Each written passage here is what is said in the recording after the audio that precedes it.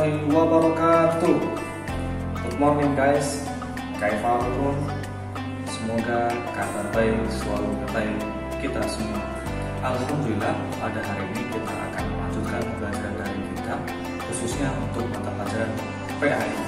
Namun sebelum kita mulai, mari kita melafazkan dengan lafaz basmalah. Bismillahirrahmanirrahim. Baik, terima kasih yang sudah berdoa.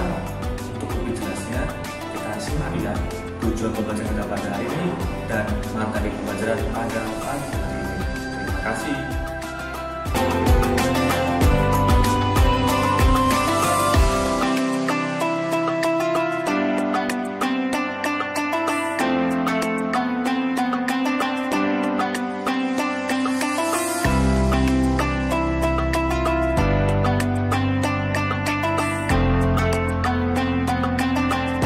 Anak-anakku yang cerdas, pernahkah kamu memperhatikan lingkungan di sekitar kita? Di sana ada pegunungan, ada matahari, kan? Pohon-pohon.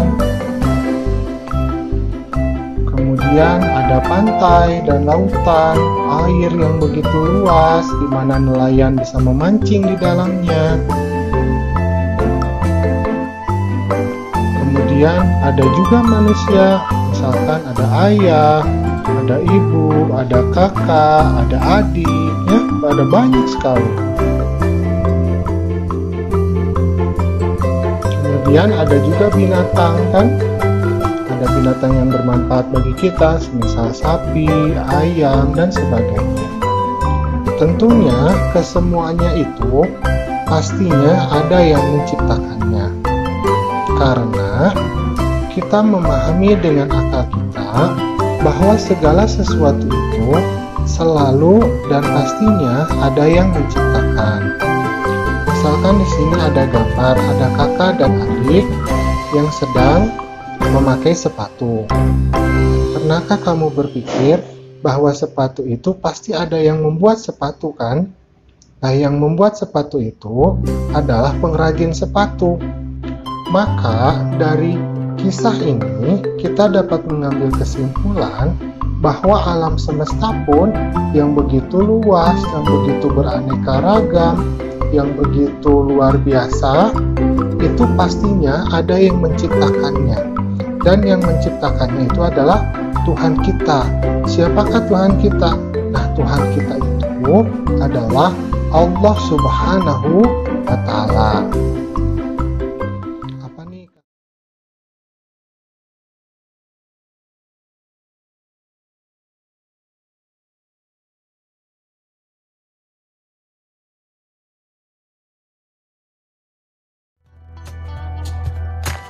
Allah, Tuhan kita, adalah Sang Pencipta kita.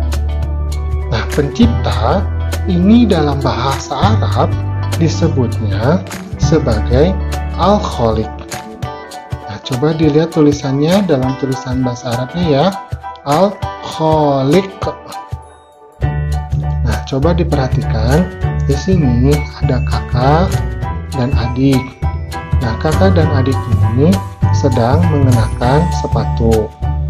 Apa kata kakak kepada adik? Nah, kakak bertanya kepada adik, "Hei adik, apa saja sih yang diciptakan oleh Allah?" Nah, kemudian adik menjawab. Kata adik, Allah lah yang menciptakan seluruh alam semesta beserta seluruh isinya. Nah, di alam semesta ini ada benda yang hidup, ada juga benda yang mati. Kalau benda yang hidup, misalkan manusia, kemudian binatang, tumbuhan, ya, itu manusia itu kan makhluk hidup ya. Tapi juga Allah menciptakan makhluk hidup yang gaib, misalnya seperti jin, kemudian malaikat. Nah, selain makhluk hidup, Allah juga menciptakan makhluk mati, misalnya air, batu, tanah, dan sebagainya. Keseluruhan apa-apa yang diciptakan oleh Allah Subhanahu wa Ta'ala disebut sebagai makhluk. Jadi kalau makhluk itu banyak, beragam, Tetapi kalau Khalik atau Allah itu sendiri, Sang Pencipta, itu hanya satu saja. Nah, apa saja sih yang disebut sebagai makhluk? Nah, yang pertama ada makhluk hidup. Nah, kita ulangi lagi nih. Misalnya manusia, kemudian binatang, kemudian tumbuhan, dan lain sebagainya. Yang kedua adalah makhluk mati. Nah, makhluk mati ini maksudnya adalah makhluk yang tidak diberikan Allah nyawa.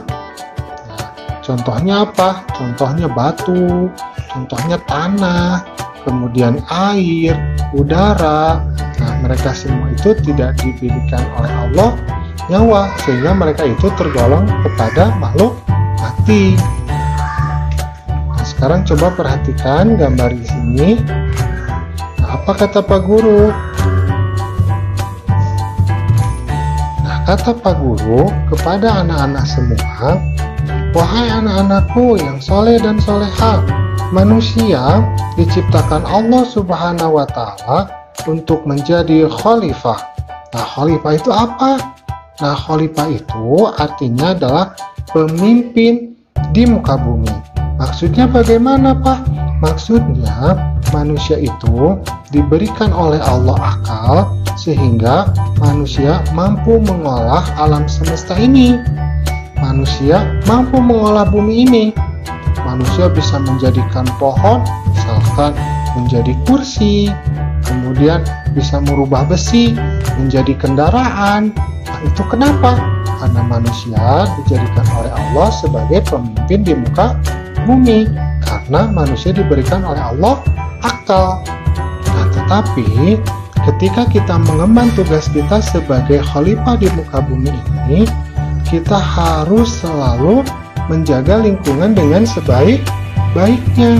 Tidak boleh menjadi manusia-manusia yang serakah, yang merusak lingkungan demi keuntungan. Mereka menebang pohon hingga menjadi banjir di perkotaan. Ya, kemudian mereka menggali pasir di sungai, menggali pasir di pantai, sehingga ekosistem itu menjadi terganggu.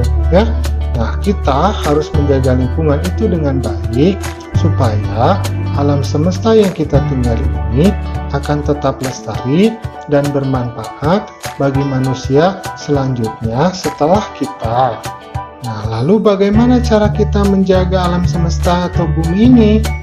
Yang pertama, kita harus menjaga alam, tidak merusaknya, tetapi justru mencintai lingkungan. Yang kedua, nah coba dilihat gambarnya. Di sini ada bapak nelayan. Bapak nelayan ini sedang mencari ikan.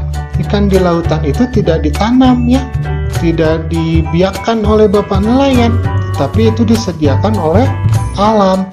Nah, kita ketika diberikan alam yang melimpah itu, ikan yang melimpah itu, kita tidak boleh mengeksploitasinya secara berlebihan. Kita menangkapnya secara berlebihan.